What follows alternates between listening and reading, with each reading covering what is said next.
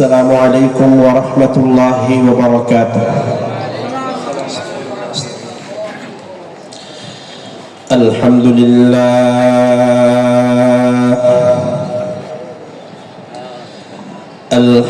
لله وكفى وسلام على عباده الذين اصطفى.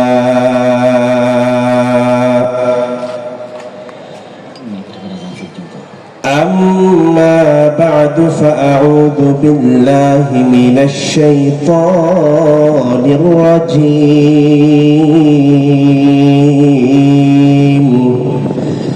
بسم الله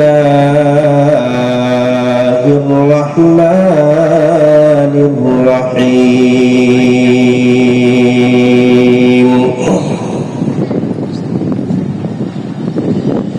إنما المؤمنون الذين إذا ذكر الله وجلت قلوبهم وإذا تليت عليهم آياته زادتهم إيمانا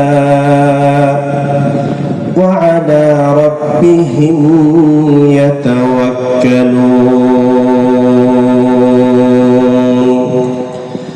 الذين يقيمون الصلاة ومما رزقناهم ينفقون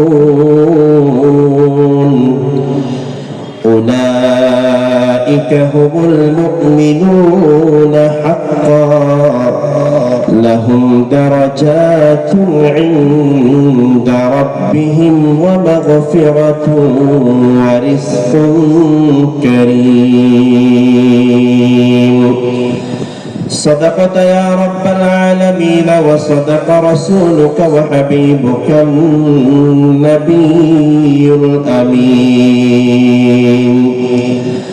ونحن على ذلك لمن الشاهدين والشاكرين، والحمد لله رب العالمین.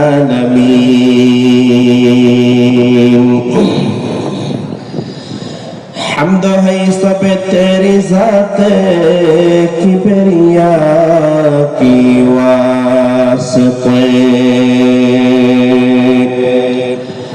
حمد ہے سب تیری ذات کبریا کی واسطے،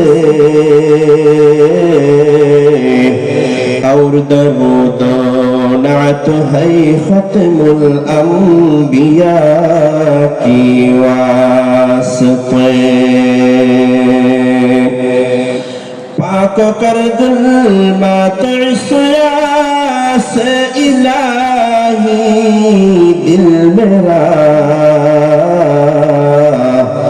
کر منور نور عرفاں سے الہی دل میرا. دے مجھے عشق محمد اور محمد یوم دن،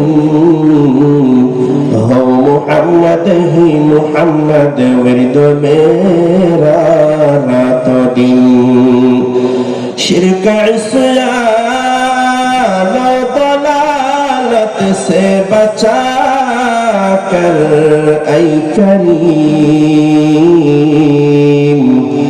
کر ہدایت مجھ کو اب راہ صراط مستقیم.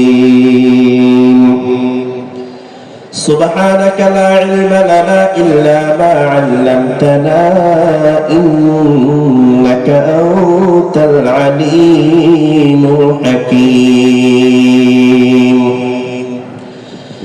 الحمد لله ثم الحمد لله. বাংলাদেশ মুজাহিদ committee double mooring থানা কর্তৃক আয়োজিত আজকের এই ওয়াজ মাহফিল ও হালকায়ে জিকিরের অত্র অধিবেশনের সম্মানিত সভাপতি, উপস্থিত সম্মানিত উলামায়ে কেরাম, মুরব্বিয়ানে আযম, দূর দূরান্ত থেকে আগত সর্বস্তরের তাওহীদি জনতা, মহান রব্বুল আলামিনের শাহী দরবারে সর্বপ্রথম শুকরিয়া আদায় করি যে মহান রব্বুল আলামিন এই পবিত্র মজলিসে পবিত্র সময়ে আমাদেরকে দ্বীনের সামান্য আলোচনা শোনার জন্য বসার তৌফিক দান করেছেন। এজন্য আমরা সকলেই মহান মালিকের দরবারে জবান খুলে উচ্চ কণ্ঠে শুকরিয়া আদায় করে বলি আলহামদুলিল্লাহ। পবিত্র জুমার দিন আসরের পরের সময় বড় বরকতময় সময়।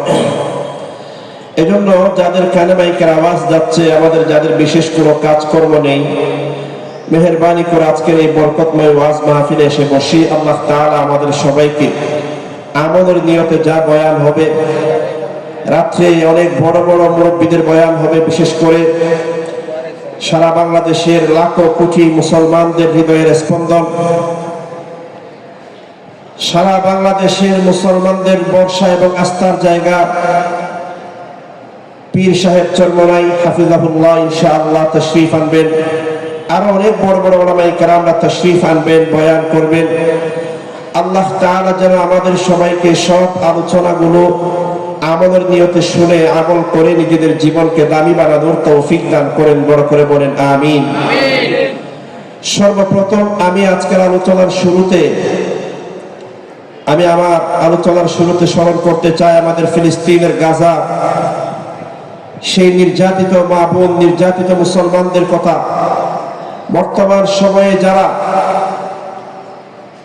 ইহুদি খ্রিস্টানদের নির্যাতনের শিকার, বিশেষ করে বর্তমান বিশ্বের সবচেয়ে বড় জালেম ইসরায়েলের ইহুদিদের নির্যাতনের শিকার হয়ে আমাদের প্রথম কিবলা বাইতুল মুকদ্দাস রক্ষা করার জন্য মুসলমানদের এই পবিত্র ভূমি ফিলিস্তিনের জমিন, নবী করিম সাল্লাল্লাহু আলাইহি ওয়াসাল্লামের হিজরতের মেরাজের যে বরকতময় জায়গা বাইতুল মুকদ্দাসের এই পবিত্র ভূখণ্ড রক্ষা করার জন্য ফিলিস্তিনের জমিনে লাখ লাখ মুসলমানরা যারা নিজেদের জীবন দিয়ে যাচ্ছেন, শাহাদাত বরণ করে যাচ্ছেন, ও চট্টগ্রামের মুসলমান যারা ফিলিস্তিনের জমিনে শহীদ হয়ে যাচ্ছেন, তাদের জন্য তো কোনো টেনশন নেই, কোনো আফসোস নেই। আফসোস তো হলো আমার মতো, আপনার মতো সারা বিশ্বের 200 কোটি মুসলমানের জন্য। আফসোস তো হলো সারা বিশ্বের 56টি মুসলিম দেশের জন্য। সারা বিশ্বে আমার মতো আপনার মতো 200 কোটি মুসলমান থাকার পরেও, আমার মতো আপনার মতো 200 কোটি কালিমা পড়ুয়া মুসলমান থাকার পরেও বিশ্বের মাত্র 1.5 কোটি ইহুদির কাছে আমাদের ফিলিস্তিনের গাজার মুসলমানরা নির্যাতিত হচ্ছে। আমাদের গাজার নিরপরাধ মানুষগুলো দিনের পর দিন শাহাদাত বরণ করে যাচ্ছে। আর আমার মতো আপনার মতো মুসলমানদের জবান দিয়ে কোনো প্রতিবাদ বের হয় না। নবী করিম সাল্লাল্লাহু আলাইহি ওয়াসাল্লাম হাদিসে আমার মতো আপনার মতো মুসলমানদেরকে বুবা শয়তান বলেছেন। জবান খুলে বলেন নাউজুবিল্লাহ। আমরা কথায় কথায় শুধু ইসরায়েলের উপর লানত, অভিশাপ দিয়ে থাকি। আমি তো বলি ভাই, ইসরায়েলকে লানত দিয়ে লাভ নাই। ইসরায়েলকে লানত দেওয়ার আগে বিশ্বের 56টি দেশের মুসলমান আমার আপনার উপর লানত দেওয়া দরকার ছিল। কিনা বড় করে বলেন। তুরস্কের সাবেক প্রধানমন্ত্রী প্রেসিডেন্ট ছিল আরবাকান, উনি একবার বলেছিলেন, বলে আজকে কত বড় আশ্চর্য বিষয় দেখো, সারা বিশ্বে আমরা 200 কোটি মুসলমান আছি। 200 কোটি মুসলমান আল্লাহর কাছে দোয়া করছে, আল্লাহ ইসরায়েলের বিরুদ্ধে আপনি আবাবিল প্রেরণ করেন, যেমন বাইতুল্লাহ রক্ষা করার জন্য নবীজির জন্মের আগে আপনি আবাবিল প্রেরণ করেছিলেন। এই ইসরায়েলকে ধ্বংস করার জন্য আপনি আবাবিল প্রেরণ করেন। তো তুরস্কের প্রেসিডেন্ট আরবাকান বলেন, 200 কোটি মুসলমান আল্লাহর কাছে দোয়া করছে 1.5 কোটি ইহুদিকে ধ্বংস করার জন্য আল্লাহ যেন আবাবিল পাঠান। তো 200 কোটি মুসলমান আমি আপনি এখন কি হয়ে গেছে? আল্লাহর কাছে তো বদদোয়া করলে বদদোয়ায় কাজ হবে না। আমার আপনার দায়িত্ব ছিল ফিলিস্তিনের মুসলমানদের রক্ষা করার জন্য। আমাদের যা যা দেওয়ার প্রয়োজন ছিল, রক্ত দেওয়ার প্রয়োজন হলে রক্ত দেওয়া দরকার ছিল মুসলমানদের রক্ষা করার জন্য। আমাদের যদি নিজেদের জীবনটাও কুরবান দেওয়ার দরকার হতো, জীবনটা কুরবান করে দিতে পারলে তাহলে আমরা সত্যিকার মুসলমান হতাম। ঠিক কিনা বড় করে বলেন না? এজন্য মুসলমান, আল্লাহ তাআলা যেন আমাদের অন্তরে ইসলামের সঠিক চেতনা, ইসলামের সঠিক জজবা আল্লাহ আমাদেরকে দান করেন। বড় করে বলেন আমিন। প্রিয় হাজিরিন, অল্প সময় আমি আপনাদের সামনে সূরাতুল আনফালের কয়েকটা আয়াতে কারিমা তিলাওয়াত করেছি। এই আয়াতের মধ্যে আল্লাহ তাআলা ঈমানদারের পরিচয় দিয়েছেন, ঈমানদারের সঙ্গে আল্লাহ তাআলা তুলে ধরেছেন। পাঁচটি গুণাগুণ, ইমানদারের পাঁচটি গুণের কথা আল্লাহ বর্ণনা করেছেন। এরপর আল্লাহ জানিয়ে দিয়েছেন এই পাঁচটি গুণ যে মুমিনের ভিতরে থাকবে, আমি আল্লাহ তাদের জন্য দুনিয়া আখিরাতে তিনটা পুরস্কারের ঘোষণা দিলাম। বলেন সুবহানাল্লাহ। আল্লাহ তাআলা সূরা আনফালের মধ্যে ইমানদারের পাঁচটি গুণাগুণ বর্ণনা করার পরে এই পাঁচ গুণ যে ইমানদারের ভিতরে থাকবে আল্লাহ তাআলা তাদের জন্য তিনটা পুরস্কারের ঘোষণা দিয়েছেন। এক নাম্বার পুরস্কার আল্লাহ তাআলা বললেন, উলাইকা হুমুল মুমিনুনা হাক্কান লাহুম দারাজাতুন ইনদা রাব্বিহিম।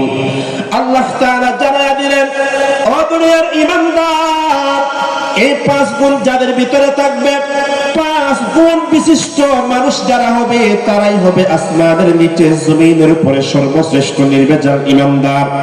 যদি আমি আপনি নির্ভেজাল ঈমানদার যদি হতে পারি, এক নাম্বার পুরস্কার হলো আল্লাহ তাআলা জানায়া দিলেন, এই দুনিয়ার জমিনে আল্লাহ তাআলা ওই ঈমানদারদেরকে এমন এমন সম্মান এবং ইজ্জতের মালিক বানায়া দিবেন, দুনিয়ার মানুষ কখনো তা কল্পনাও করতে পারবে না। সুবহানাল্লাহ বলেন। চট্টগ্রামের মুসলমান ভাইয়েরা, ইজ্জত দেওয়ার মালিক হলেন আল্লাহ। কাউকে সম্মানের চেয়ারে বসানোর মালিক যেমন আল্লাহ, কাউকে সম্মানের চেয়ার থেকে ফেলে বেইজ্জত করার মালিক হলেন আল্লাহ।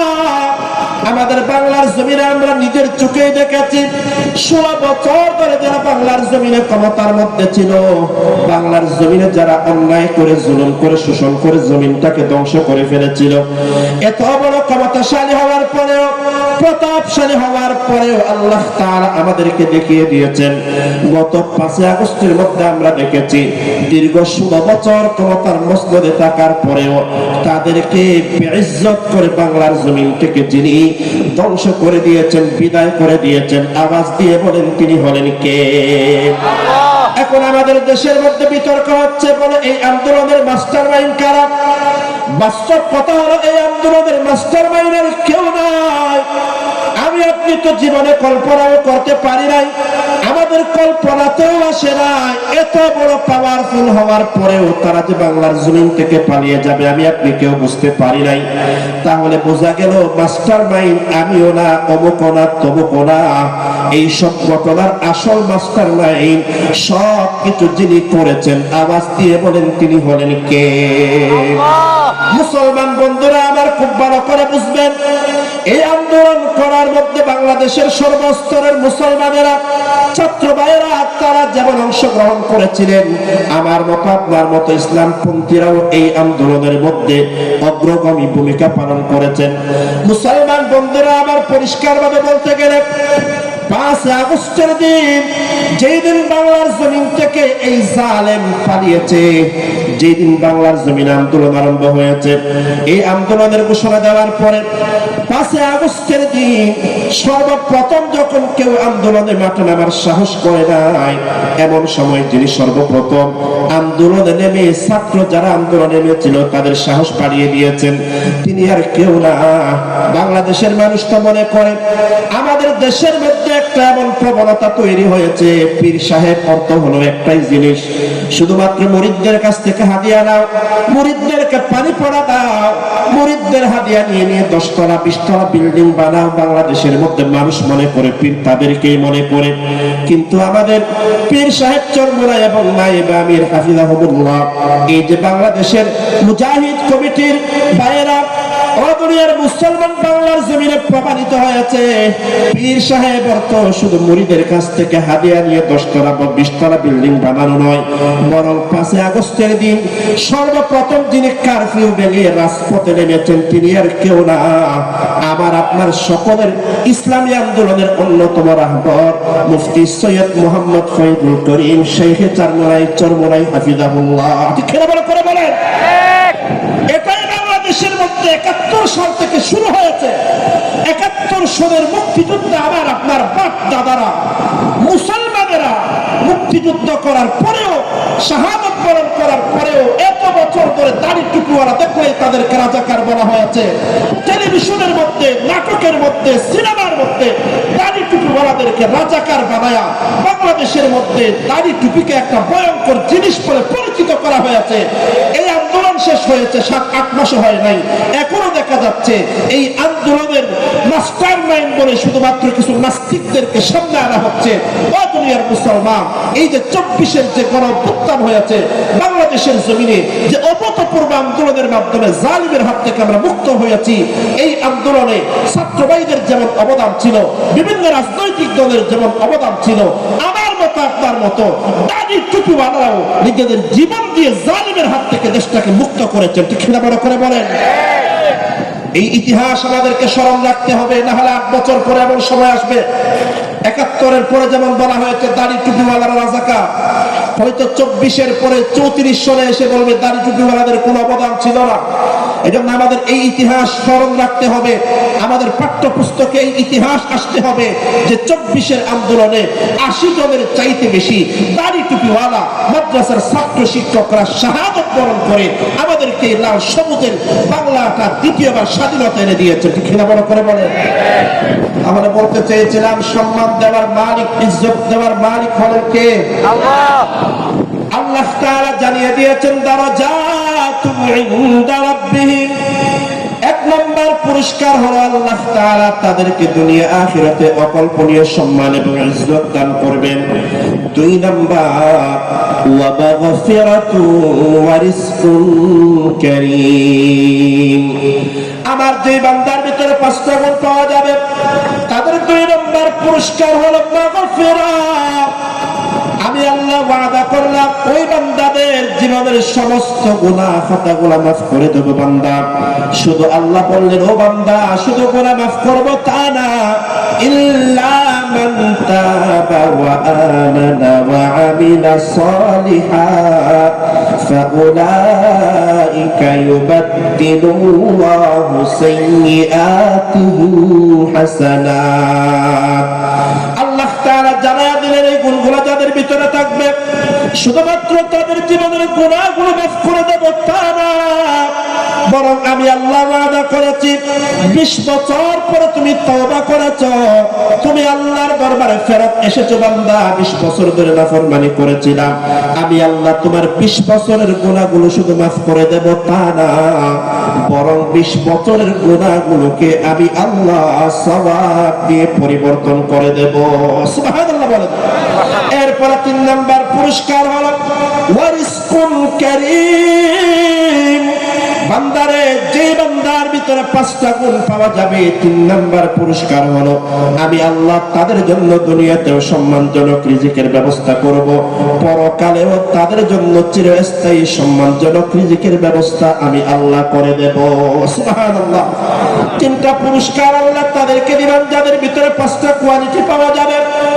তার মধ্যে 1 নম্বর গুণ হলো, 1 নম্বর যোগ্যতা, 1 নম্বর কোয়ালিটি হলো ইন্নামাল মুমিনুনা আল্লাযীনা ইযা যুকিরাল্লাহু ওয়াজিলাত কুলুবুহুম। আল্লাহ তাআলা ইমানদারের 1 নম্বর পরিচয় দিয়েছেন। ইমানদার হলো তারা ইযা যুকিরাল্লাহ, ইমানদারের সামনে যখন আল্লাহর জিকির করা হয়, ইমানদারের সামনে যখন আল্লাহ তাআলার স্মরণ করা হয়, ওয়াজিলাত কুলুবুহুম, ইমানদারের অন্তরে আল্লাহর ভয় সৃষ্টি হয়ে যায়। সুবহানাল্লাহ বলেন। চট্টগ্রামের মুসলমান, আগ্রাবাদের মুসলমান আওয়াজ দিয়ে বলে দুনিয়ার জমিনে ইমানদার কাউকে ভয় করে না, ইমানদার কাউকে পরোয়া করে না, ইমানদার ভয় করে শুধু একজনকে, ইমানদারের মাথাটা নত হয় শুধু একজনের সামনে। আওয়াজ দিয়ে বলেন তিনি হলেন কে? আল্লাহ তাআলা এটাই বলেছেন। ইমানদারের পরিচয় হলো এটা, ইমানদারের সামনে যখন সর্বশক্তিমান মহাগরিয়ান আল্লাহ তাআলার জিকির যখন করা হয়, ইমানদারের অন্তরে অটোমেটিক ভাবে আল্লাহর ভয় জাগ্রত হয়ে যায়। শেরে খুদা সাইয়্যিদুনা আলী রাদিয়াল্লাহু তাআলা আনহুর জীবনের ভিতরে পাওয়া যায়। হযরত আলী রাদিয়াল্লাহু তাআলা আনহু যখন মুসলমানদের আমিরুল মুমিনিন ছিলেন, মুসলমানদের সর্বোচ্চ ক্ষমতার মালিক প্রেসিডেন্ট ছিলেন, ওনার জীবনের ভিতরে পাওয়া যায় হযরত আলী রাদিয়াল্লাহু তাআলা আনহু যখন রাজ দরবারে প্রশাসনিক কাজকর্মে ব্যস্ত থাকতেন। কাজকর্ম করার সময় উনি স্বাভাবিক থাকতেন, কিন্তু হঠাৎ করে যখন মুসলমান কাজকর্ম চলাকালীন সময়ে, প্রশাসনিক কাজকর্ম করার সময় যখন হঠাৎ করে হযরত আলী রাদিয়াল্লাহু তাআলা আনহুর কানের মধ্যে যখন আযানের আওয়াজ পড়তো, দেখা যেত হযরত আলীর চেহারার রংটা পরিবর্তন হয়ে যেত। রাজদরবারের কর্মচারীরা অবাক হয়ে গেল। তারা জিজ্ঞেস করলো, ইয়া আমিরুল মুমিনিন, এতক্ষণ পর্যন্ত আপনি স্বাভাবিক ছিলেন, আপনি স্বাভাবিক অবস্থায় প্রশাসনিক কাজকর্মে ব্যস্ত ছিলেন, কিন্তু হঠাৎ করে আযানের আওয়াজটা শোনার পর আপনার চেহারার কালার কেন পরিবর্তন হয়ে গেল? আপনার চেহারার মধ্যে ভয় ভয় একটা ভাব কেন জাগ্রত হয়ে গেল? এই প্রশ্ন করার পর হযরত আলী রাদিয়াল্লাহু তাআলা আনহু জবাব দিয়েছিলেন, ও দুনিয়ার মুসলমান, হযরত আলী বললেন, তোমরা মনে করো আযানের আওয়াজ যেটা আমার কানের মধ্যে পড়েছে, তোমরা তো মনে করো এটা দুনিয়ার সাধারণ একজন মুয়াজ্জিনের আওয়াজ, দুনিয়ার একজন সাধারণ মুয়াজ্জিনের আওয়াজ আমার কানের মধ্যে পড়েছে। কিন্তু আমি আলী মনে করি আযানের আওয়াজ এটা দুনিয়ার সাধারণ কোন মুয়াজ্জিনের আওয়াজ না, এটা হলো রব্বুল আলামিন, আমার আপনার রব সর্বশক্তিমান আল্লাহ, আমার আল্লাহ কুদরতি ভাবে আমি আলীকে ডাক দিচ্ছেন। সুবহানাল্লাহ। এটা দুনিয়ার সাধারণ মুয়াজ্জিনের আওয়াজ না, এটা রব্বুল আলামিনের কুদরতি আওয়াজ। এজন্যই তো আযানের মধ্যে মুয়াজ্জিন আপনারা ডাক দিয়ে বলতেছে, হাইয়া আলাল ফালাহ। ও চট্টগ্রামের মুসলমান, দুনিয়ার মধ্যে কত জায়গার মধ্যে গিয়েছো, সফলতা অর্জন করার জন্য কত কত কাজকর্ম করেছো, পরিশ্রম করেছো, দুনিয়ার মধ্যে সর্বোচ্চ ক্ষমতার মালিক হয়েছো, সফলতা অর্জন করতে পারো নাই। দুনিয়ার মধ্যে প্রশাসনের সর্বোচ্চ সম্মানের মালিক হয়েছে বান্দা, তুমি সফলতা অর্জন করতে পারো নাই। দুনিয়ার মধ্যে সফলতার পিছনে ঘুরতে ঘুরতে সারাটা জীবন ব্যয় করে ফেলেছ। মুয়াজ্জিন আপনাকে সফলতার চাবিকাঠি দিয়ে বলেছেন, হাইয়া আলাল ফালাহ। ও দুনিয়ার মানুষ, সারা দুনিয়া ঘুরে ঘুরে যারা এখনো সফলতা অর্জন করতে পারো নাই, আমি মুয়াজ্জিন তোমার জানায়া দিচ্ছি, যদি বান্দা তুমি সফল যদি হতে চাও, সত্যিকার কামিয়াবি সাকসেস যদি তুমি হতে চাও, আমি জানাইয়া দিলাম, আল্লাহর ঘর মসজিদের মধ্যে আসো, আল্লাহর দরবারে দুইটা তোমার সিজদা দিয়ে আল্লাহর দরবারে গোলামি করো।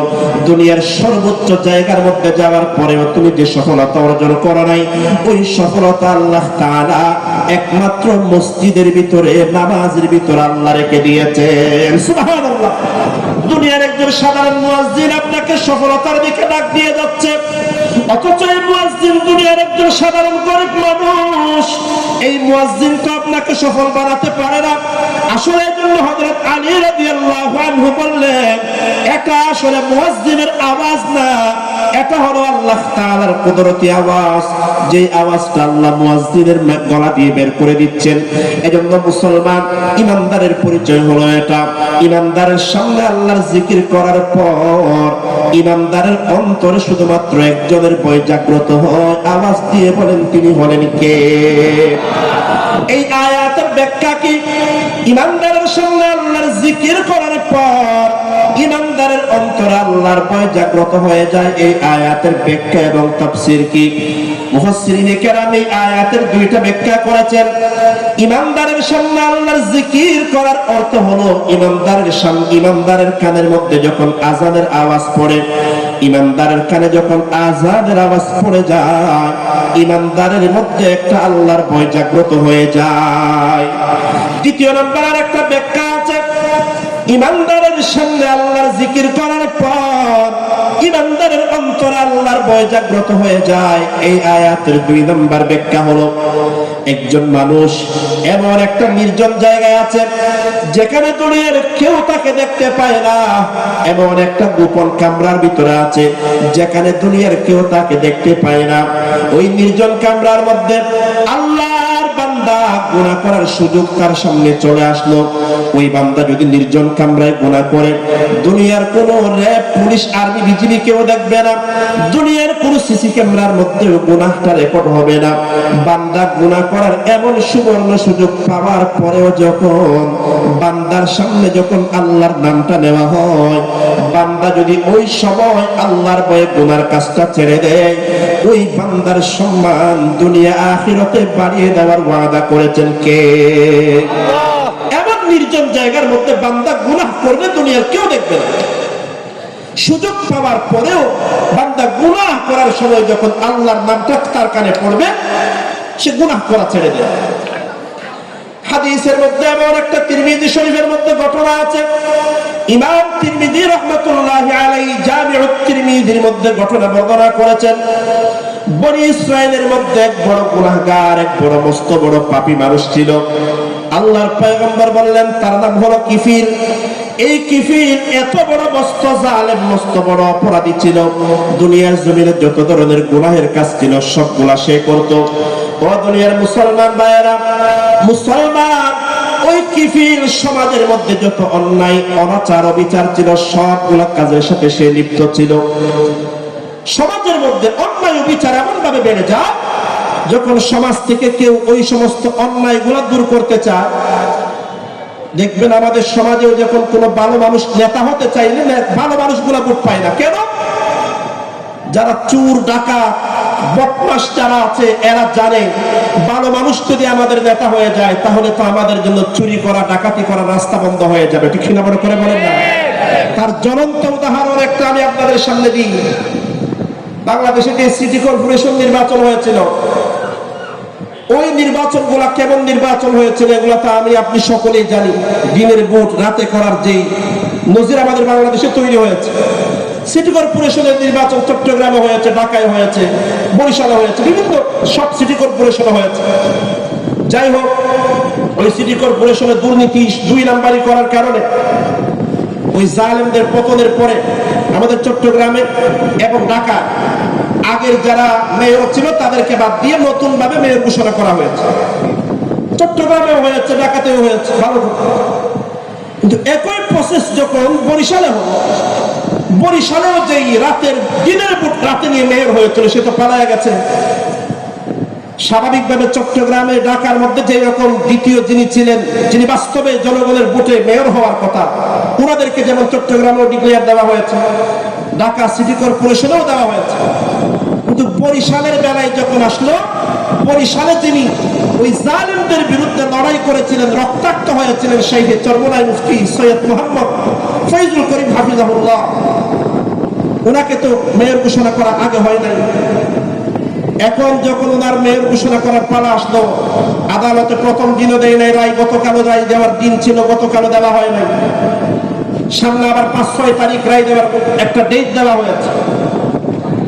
অর্থাৎ কি বুঝলেন? চট্টগ্রামে ঘোষণা দেওয়া হলো, ঢাকায় দেওয়া হলো, বরিশালে কেন দেওয়া হচ্ছে না?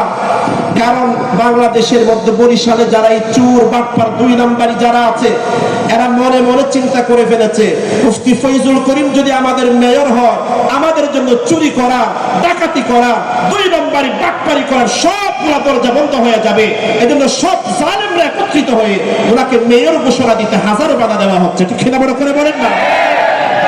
কিন্তু গতকালও দেখেছেন হাজার হাজার, শুধুমাত্র বরিশালের হাজার হাজার মানুষ রাস্তায় নেমে এসেছে মুফতি ফয়জুল করিমকে মেয়র ঘোষণা করতে হবে এই দাবি নিয়ে। আমরাও চট্টগ্রাম থেকেও পরিষ্কারভাবে জানাতে চাই, চট্টগ্রামে যদি দ্বিতীয় যিনি ছিলেন ওনাকে মেয়র ঘোষণা করা যায়, ঢাকাতেও যদি মেয়র ঘোষণা করা যায়, বরিশালে যদি যিনি বাস্তবে মেয়র ছিলেন ওনাকে যদি মেয়র ঘোষণা করতে গড়িমসি করা হয়, পুরো বাংলাদেশের মধ্যে বিদ্রোহের দাবানল জ্বলে উঠবে ইনশাআল্লাহ। ঠিক কিনা বড় করে বলেন? এটা আমরা কারো কাছ থেকে দয়া চাই না, এটা আমাদের অধিকার। চট্টগ্রামে ঘোষণা করতে পারলে, ঢাকাতে ঘোষণা করতে পারলে, বরিশালে কেন পারা যাবে? সমস্যা ওটা। এরা জানে ভালো মানুষ যদি নেতা হয়, মুফতি ফয়জুল করিম যদি নেতা হয়, তাহলে যারা 2 নাম্বারি করে এদের জন্য তো 2 নাম্বারি করা রাস্তা বন্ধ হয়ে যাবে, দুর্নীতি করা যাবে না, রডের বদলে বাঁশ দেওয়া যাবে না। এই জন্য ওই চুরেরাই ওনাকে মেয়র হতে বাধা দেওয়ার প্রতি 1 নাম্বার প্রতিবন্ধক। ঠিক কিনা বড় করে বলেন? এখন আর সেই দিন নেই। এখন আর সেই দিন নেই যে আলেমদেরকে বৈষম্য করে দূরে সরায় রাখবেন। সেই দিন বাংলার জনগণ আর কখনো মেনে নেবে না ইনশাআল্লাহ। বলছিলাম ওই কিফিলের অবস্থা ছিল এমন, সমাজে যত দুর্নীতি 2 নম্বরে সবগুলা করতো, জেনা করতো, ব্যভিচার করতো, মানুষদেরকে সুদি টাকা দিত, সুদের মাধ্যমে টাকা দিত।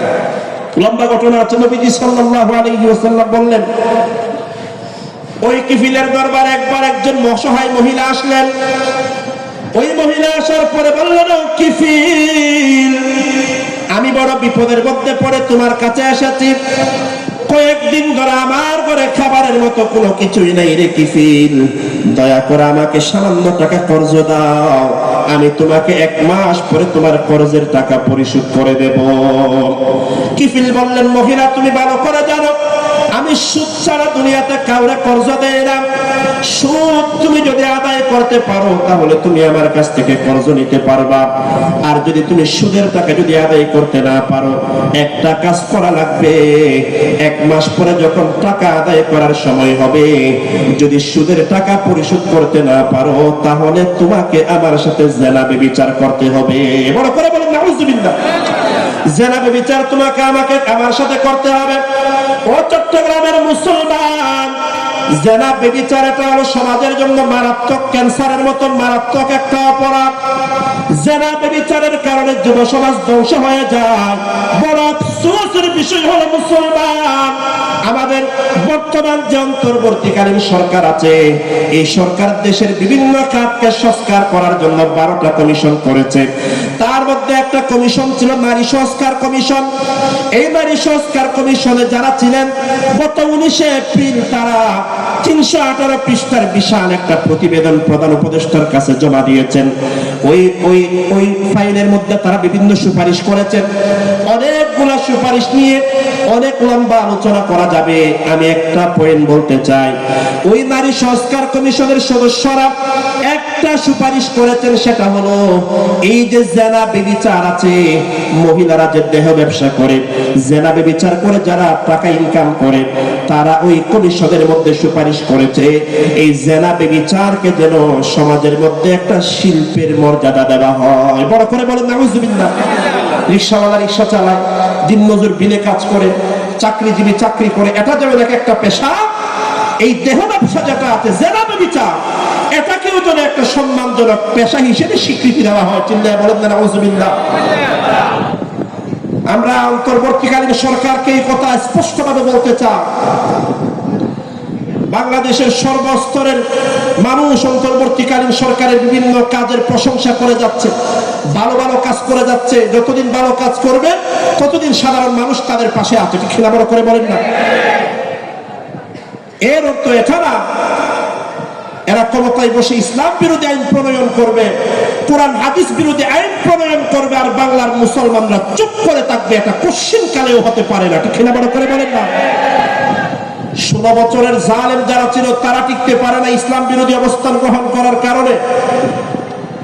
এরাও যদি ক্ষমতায় বসে ইসলাম বিরোধী আইন প্রণয়ন করতে চায়, আমরা ভারতের দাদাগিরি বাংলাদেশে চলতে দেই নাই, এর অর্থ এটা না যে আমেরিকা মার্কিনদের গোলামি আমরা করবো, এটা কখনো হবে না। ভারতের গোলামি যেমন আমরা করবো না, আমেরিকার দাসত্ব করতেও আমরা রাজি না। মুসলমান, আমি স্বাধীন মুসলমান, মরণ যতদিন হবে না ততদিন পর্যন্ত দুনিয়ার কারো সামনে বাতারাতা করবো না ইনশাআল্লাহ। ঠিক না? বড় করে বলেন। এখানে প্রধান উপদেষ্টাকে ওলামায়ে কেরাম দিয়ে সুপারিশ দিবেন যে এই নীতিমালা বাংলাদেশে প্রণয়ন করা যাবে না।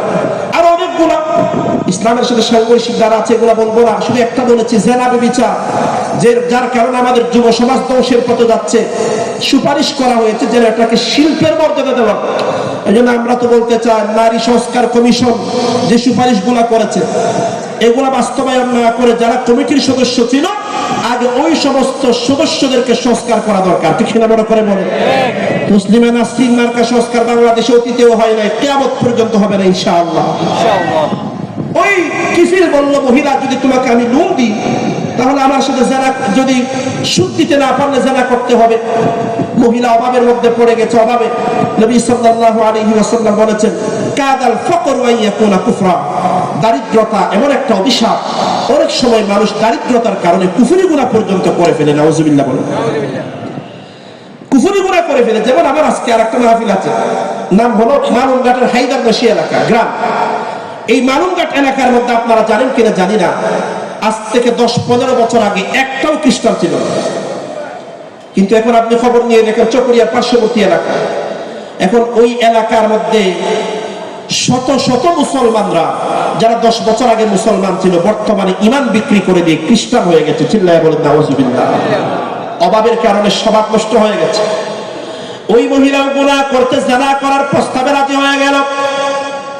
কিফিলের কাছ থেকে কর্জ নিয়ে যাওয়ার পর কর্জ পরিশোধ করার সময় যখন আসলো, কিফিল বলল, মহিলা কর্জের টাকা ফেরত দাও, সুদ সহ ফেরত দাও। মহিলা কান্না করে বললেন, ও কিফিল, তোমাকে সুদ দেওয়ার কথা তো পরের কথা, তোমার আসল টাকার পর্যন্ত ব্যবস্থা করতে পারি নাই। তখন ওই মহিলা কথা বলার পরে কিফিল বলল, মহিলা, তোমার সাথে আমি এগ্রিমেন্ট করেছিলাম, চুক্তি করেছিলাম, হয়তো আমাকে সুদের টাকা ফেরত দিবা, নয়তো আমার সাথে জিনা ব্যভিচার করবা। যেহেতু তুমি সুদের টাকা ফেরত দিতে পারো না, এখন 2 নাম্বার কন্ডিশন অনুযায়ী তুমি আমার সাথে জিনা করার জন্য প্রস্তুত হয়ে যাও। মুসলমান বন্ধুরা আমার, তখন কিফিল গিয়ে ঘরের দরজা জানালা সবগুলা বন্ধ করতে লাগলো। আর ওই অসহায় মহিলা এক কোণার মধ্যে দাঁড়ায়া চোখের পানি ফেলতে লাগলো। কিফিল ডাক দিয়ে বলল, মহিলা, আমি তো তোমাকে জোর জবরদস্তি করে জিনা ব্যভিচার করব না। তোমার সাথে আমি তো চুক্তি করেছিলাম, কর্জের টাকা সুদের টাকা দিতে না পারলে জিনা করতে হবে। তাহলে তুমি দরজার পাশে দাঁড়িয়ে দাঁড়িয়ে কেন কান্না করো? মুসলমান বন্ধুরা আমার, তখন মহিলা ডাক দিয়ে বললেন, ও কিফিল, আমার কান্না করার একমাত্র কারণ হলো তুমি আমাকে যে গুনাহ করার জন্য জবরদস্তি, জোর জবরদস্তি করে যাচ্ছ, জিনা করার জন্য তুমি আমাকে বাধ্য করে যাচ্ছ। ও কিফিল, আমি তো এমন একজন মহিলা, জন্মের পর থেকে এই পর্যন্ত কোনোদিন জিনা করি নাই, ব্যভিচার করি নাই। কিন্তু আজকে যদি আমি তোমার কাছে তোমার সাথে জিনা ব্যভিচার করি, আমার মনে প্রচন্ড ভয় হয়, না জানি কাল কিয়ামতের ময়দানে আমাকে আল্লাহর দরবারে ব্যভিচার যারা করেছিল জিনাকুরদের কাতারে দাঁড়াতে হবে। কাল কিয়ামতের ময়দানে যদি আমার হাসর যদি জিনাকুরদের সাথে হয়, না জানে আমার পরিণাম কি হবে, আল্লাহর আদালতে আমি কেমনে দাঁড়াবো। ওই দিনের কথা স্মরণ করে আমি কান্না করে যাচ্ছি কিফিল। মুসলমান বন্ধুরা আমার, মহিলা এই কথা বলতে দেরি হয় না, হঠাৎ করে এই কথাটা কিফিলের অন্তরে প্রচন্ড আঘাত করলো। কিফিল হঠাৎ করে চিন্তার মধ্যে ডুবে গেল। কিফিল বড় বড় চিন্তা করতে লাগলো, আরশে আজিমের মালিক আল্লাহ, আমি কিফিল কত বড় নিমক হারাম, আমি কত বড় কৃতজ্ঞ মানুষ। এই মহিলা এত অভাবের মধ্যে আছে, এত অভাবের মধ্যে থাকার পরেও জীবনেও নাকি কোনোদিন জিনা করে নাই, ব্যভিচার করে নাই। আর আমি কিফিলকে আপনি আল্লাহ কত নিয়ামত দিয়েছেন, আমাকে কত নিয়ামতের সাগরের মধ্যে আপনি ডুবিয়ে রেখেছেন। এত নিয়ামত দেওয়ার পরেও আমি গুনার মধ্যে লিপ্ত আছি, জিনার মধ্যে লিপ্ত আছি। না জানি আমি কিফিলের অবস্থা কাল কিয়ামতের ময়দানে কি হবে। কিফিল এই কথা চিন্তা করতে করতে কিফিলের অন্তরের অবস্থা পরিবর্তন হয়ে গেল। কিফিল ডাক দিয়ে বলল, মহিলা, ও মহিলা, যাও, আমি তোমার কর্জের টাকা মাফ করে দিলাম, আমাকে কর্জও দেওয়া লাগবে না, সুদও দেওয়া লাগবে না, আমার সাথে জিনার গুনাহ করতে হবে না। সুবহানাল্লাহ বলেন। মুসলমান বন্ধুরা আমার, কিফিল এই কথা বলার পরে আল্লাহর পয়গম্বর বললেন, ওই রাতে কিফিলের মরণ হয়ে গেল। ও দুনিয়ার ঈমানদার, মরণ হলো এমন একটা জিনিস, কার কোন সময় মরণ হবে দুনিয়ার কেউ জানে না। কত সুস্থ মানুষ, যুবক মানুষ, মরণের কোনো চিহ্ন নাই, হঠাৎ করে মারা যায়, দুনিয়ার কেউ বলতে পারে না। যেমন আমাদের একজন উস্তাদ, জামিয়া ইসলামিয়া পটিয়ার যিনি সাবেক মুহাদ্দিস ছিলেন, আল্লামা আব্দুল মান্নান দানিশ সাহেব রাহমাতুল্লাহি আলাইহি, বর্তমানে ঢাকার একটা মাদ্রাসার মধ্যে মুহাদ্দিস ছিলেন। হুজুর আজকে জুমার নামাজও আদায় করেছেন। জুমার নামাজের পরে হঠাৎ করে আল্লাহর বান্দা সামান্য করে অসুস্থ হয়ে গেলেন। আজকে জুমার পরের ঘটনা, সামান্য করে জ্বর ওঠার পরে ওনাকে যখন হসপিটালে নেওয়া হয়, ডাক্তাররা বলে দিল উনি তো মারা গেছেন। অথচ সামান্য করে কোনো ধরনের রোগ ছিল না ওনার। আল্লাহর বান্দা সুস্থ মানুষ হঠাৎ করে মারা যায়। আমি আপনিও সুস্থ আছি, কার মরণ কোন সময় হবে দুনিয়ার কেউ জানে না। মরণের সংবাদ জানেন শুধু একজন, আওয়াজ দিয়ে বলেন না তিনি হলেন কে? মওতু কাসিন কুল্লু নাসিন শারিবুন কবর বাইতিন কুল্লু নাসিন দাখিলুন। মওত কো সমঝা হে গাফিল ইখতিতামে জিंदगी दर हकीकत मौत है सुबह दवामे जिंदगी। শয়তান আমাকে আপনাকে দুঃখের মধ্যে ফেলে দিয়েছে। এ যুবক, তুমি যৌবনকালে কেন ইবাদত করবা? দাড়ি যখন সাদা হয়ে যাবে, নাতি নাতনিদেরকে বিয়ে দেওয়ার পরে তুমি নামাজ পড়া আরম্ভ করবা, দাড়ি রাখবা। এর যুবক, আমি আপনার পায়ে হাত দিয়ে বলতে চাই, আপনি যে বৃদ্ধ অবস্থা পর্যন্ত হায়াত পাবেন তার কোনো গ্যারান্টি আছে নাকি ভাই? আর আল্লাহর বান্দা, আজকে রাত্রে ঘুমানোর পর আগামীকাল জীবিত অবস্থায় জাগ্রত হতে পারবেন তার কোনো গ্যারান্টি নাই। এজন্য ইবাদত করতে হবে আগামী বছর থেকে না, ইবাদত করতে হবে আজকে থেকেই। ইবাদত করতে হবে কার? ওই কিফিলের যখন মরণ হয়ে গেল, ওই কিফিল মারা যাওয়ার পর এলাকার মানুষ খুশি হয়ে গেল, বলল জালেমটা মারা গেছে, ভালোই হয়েছে। আমি আপনিও মারা যাওয়ার পর, দুনিয়ার মানুষ মারা যাওয়ার পর এলাকার মানুষ দুই দলে বিভক্ত হয়ে যাবে। আপনি যদি ভালো মানুষ হয়ে থাকলে দেখবেন আপনি মারা যাওয়ার পর লাখ লাখ মানুষ আপনার জন্য কান্না করবে। আর দুনিয়ার কোন বড় জালেম যখন মারা যায়, ওই জালেম মারা যাওয়ার পর দুনিয়ার সমস্ত মানুষদের চোখে মুখে হাসি ফুটে ওঠে, বলে জালেমটা মারা গেছে, ভালোই হয়েছে। এমন মরণ যেন আমি আপনি করতে পারি, আমাদের মারা যাওয়ার পর দুনিয়ার মানুষ যেন আমাদের জন্য আল্লাহর দরবারে দোয়া করে। কিফিল মারা যাওয়ার পরে খুশি হয়ে গেছে এলাকার মানুষ, মারা গেছে জালেম, ভালোই হয়েছে। কয়েকজন মানুষ যখন সকালবেলা কিফিলের বাড়িতে আসলো, কিফিলের বাড়িতে আসার পর কিফিলের বাড়ির দরজার মধ্যে তারা একটা সুন্দর হ্যান্ড রাইটিং হাতের লেখা দেখলো, যার মধ্যে লেখা ছিল ইন্নাল্লাহ ক্বাদ গাফারা লিল কিফিল।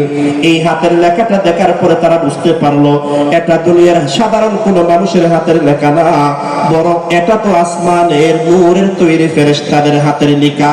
সুবহানাল্লাহ। কিফিলের বাড়ির দরজার মধ্যে লেখা ছিল ইন্নাল্লাহ ক্বাদ গাফারা লিল কিফিল। আল্লাহ তাআলা কিফিলের জীবনের সমস্ত গুনাহগুলো মাফ করে দিয়েছেন, বলেন সুবহানাল্লাহ। ওই জামানার যিনি পয়গম্বর ছিলেন, গুনার কাছে ওহী আসলো, উনি আল্লাহর কাছে প্রশ্ন করলেন, আল্লাহ এত বড় অপরাধী হওয়ার পরেও কেন মাফ করে দিলেন? আল্লাহ জানায়া দিলেন, ও পয়গম্বর, আমি আল্লাহ বলেছিলাম না ইযা যুকিরাল্লাহু ওয়াজিলাত কুলুবুহুম। কিফিল এমন একটা অবস্থার মধ্যে ছিল, নির্জন কামরার মধ্যে ছিল, কিফিলের সামনে সুন্দর যুবতী মেয়ে ছিল, চাইলে কিফিল গুনাহ করতে পারতো, তারপরেও গুনাহ করে নাই, একমাত্র কার বয়ে?